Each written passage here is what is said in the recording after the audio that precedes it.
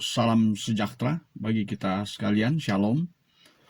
Jemaat yang dikasihi oleh Tuhan Yesus, pada kesempatan kali ini kita akan membaca firman Tuhan yang terdapat dalam kitab 1 Timotius 5 ayat 17 sampai 25. Sekali lagi, kitab 1 Timotius 5 ayat 17 sampai 25 yang oleh Lembaga Alkitab Indonesia diberikan judul Beberapa Petunjuk dan Nasihat Lagi.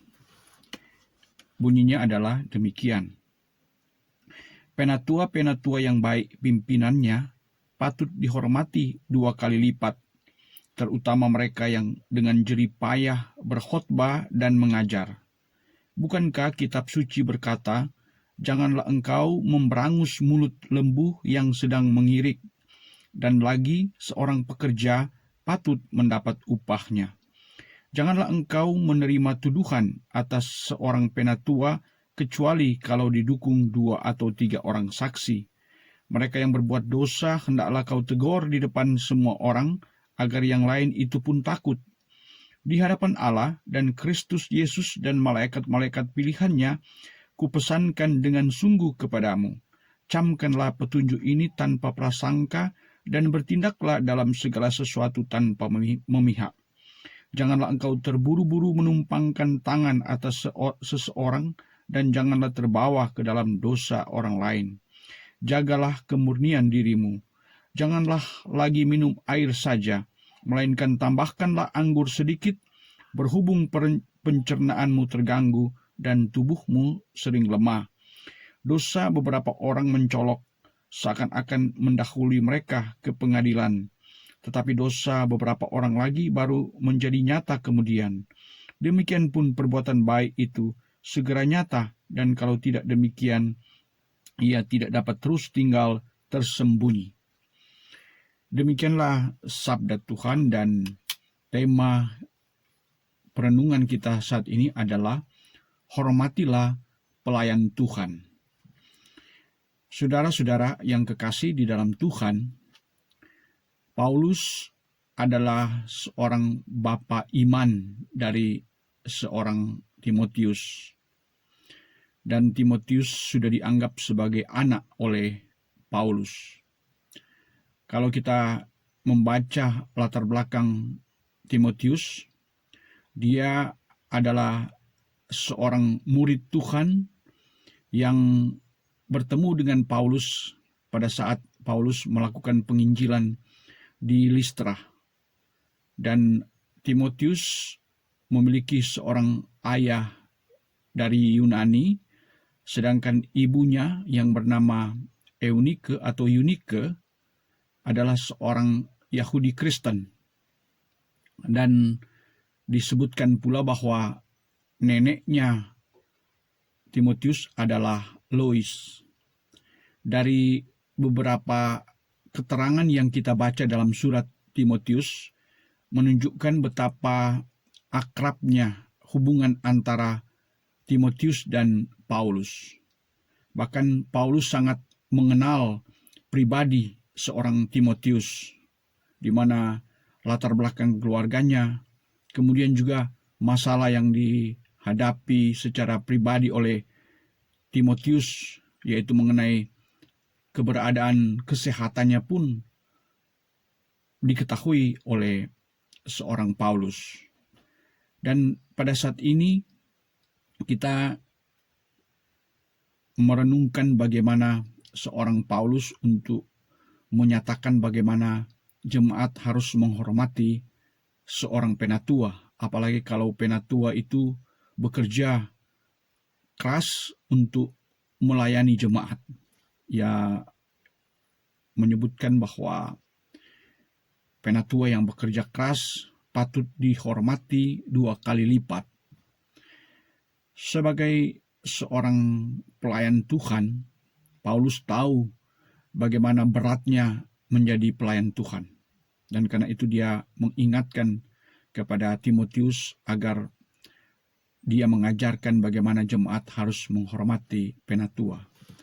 Penatua dalam pemahaman Alkitab adalah orang-orang yang dituakan, orang-orang yang dipercaya oleh jemaat untuk menjadi teladan, untuk menjadi pemimpin umat. Dan menjadi pemimpin umat, menjadi pelayan Tuhan merupakan pekerjaan yang berat. Karena berbagai tantangan, cobaan pasti akan dihadapi seorang pelayan Tuhan. Dan di dalam perenungan kita saat ini, kita diperhadapkan dengan satu persoalan di mana gereja-gereja menghadapi banyak tantangan, baik dari dalam gereja itu sendiri maupun dari luar gereja. Dari dalam gereja ada banyak persoalan-persoalan, bukan saja mengenai penata layanan, tapi juga ada persaingan-persaingan di dalam internal pelayanan itu. Bukan tidak mungkin antar pelayan juga ada yang kurang harmonis. Begitu juga antar pelayan dengan jemaat bisa saja timbul ketidakharmonisan. Hal-hal seperti ini memang lumrah terjadi, namun tentu sebagai seorang pelayan Tuhan, Paulus meminta agar Timotius menjaga keharmonisan di antara para pelayan maupun juga antara pelayan dengan jemaat. Dan jemaat diajarkan bagaimana harus menghormati pelayan Tuhan. Karena rasa hormat jemaat terhadap pelayan Tuhan itu akan menjamin keharmonisan dalam penata layanan. Dan khusus di lingkungan gereja masih Injili di Minasa, di mana baru saja pelayan-pelayan Tuhan di jemaat dan di tingkat wilayah sudah memilih pelayan-pelayan Tuhan. Dan diharapkan agar pelayan-pelayan Tuhan yang sudah terpilih dapat melakukan tugasnya dengan baik dan benar. Dan berharap pada pemilihan juga di tingkat atau di aras sinode dapat juga berjalan dengan sukses, aman dan damai. Bahwa di dalamnya ada riak-riak, tentu itu adalah suatu hal yang lumrah. Namun mari kita berdoa agar semua pelaksanaan proses pemilihan mulai dari aras jemaat, aras wilayah sampai ke aras sinode berjalan dengan sebaik-baiknya. Dan kembali pada apa yang kita baca dan renungkan pada saat ini, kita memahami bahwa peran seorang Paulus sangat kuat terhadap pertumbuhan iman seorang Timotius.